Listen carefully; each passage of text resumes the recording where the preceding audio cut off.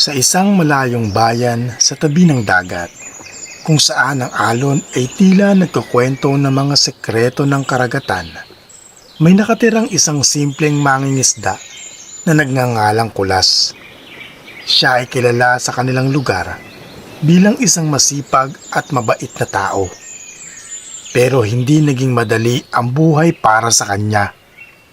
Araw-araw, gumigising siya bago sumikat ang araw upang mangisda. Gamit ang kanyang lumang bangka at mga simpleng kagamitan. Kahit na mahirap ang kanyang trabaho, hindi siya nawala ng pag-asa.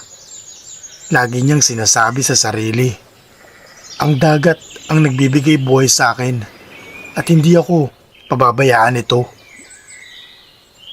Isang gabi, habang siya ay naghahanda para sa kanyang panghating gabing pangingisda, may kakaibang pangyayari ang naganap. Habang siya ay naglalayag sa gitna ng madilim na karagatan, bigla niyang narinig ang isang mahina at magandang tinig na umaawit.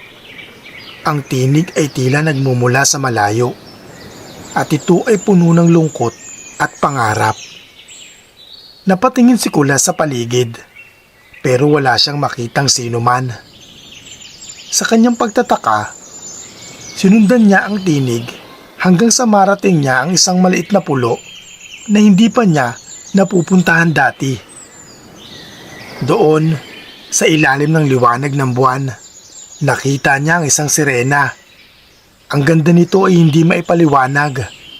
Ang kanyang balat ay kumikinang tulad ng perlas, at ang kanyang buntot ay nagliliwanag sa dilim.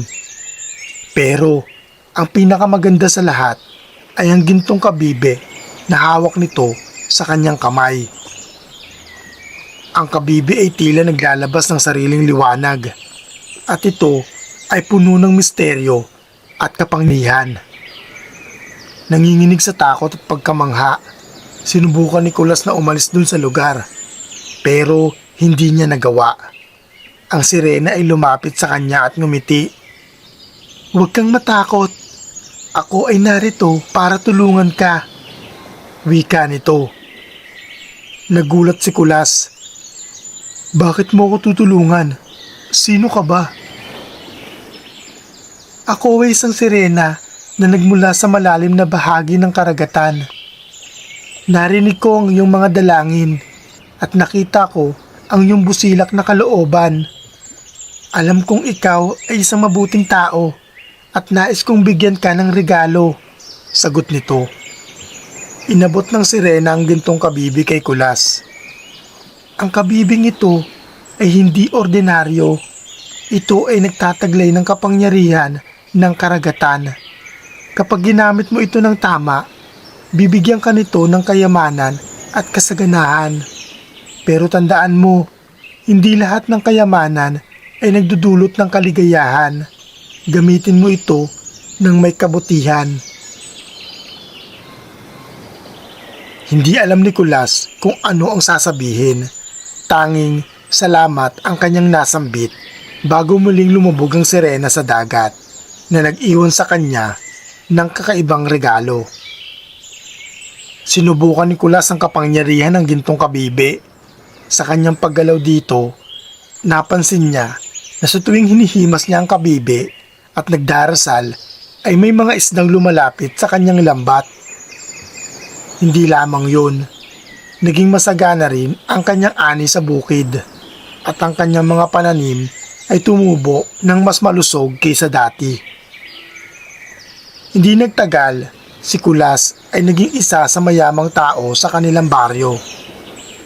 Pero hindi lahat ay naging maganda. Habang lumalago ang kanyang kayamanan, nagbago rin ang kanyang buhay. Ang mga dati niyang kaibigan ay naging inggit sa kanya, at ang kanyang pamilya ay naging abala sa pag-asikaso sa mga bago niyang ari-arian. Naramdaman ni Kulas na unti-unti siyang nawawalan ng koneksyon sa mga taong mahalaga sa kanya. Isang gabi, habang siya ay nag-iisa sa kanyang bahay, naalala niya ang babala ng sirena.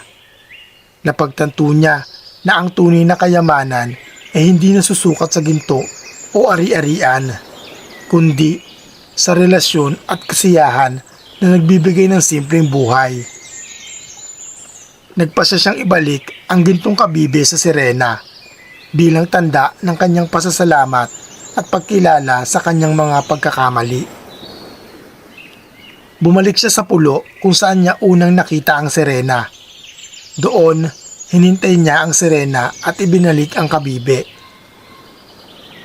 Salamat sa iyong biyaya, pero natutunan ko na ang tunay na kayamanan ay hindi nasa material na bagay, kundi sa pagmamahal at kapayakan.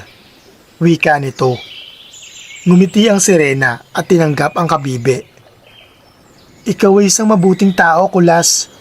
Ang iyong puso ay dalisay at yan ang pinakamahalagang kayamanan na maaari mong taglayin.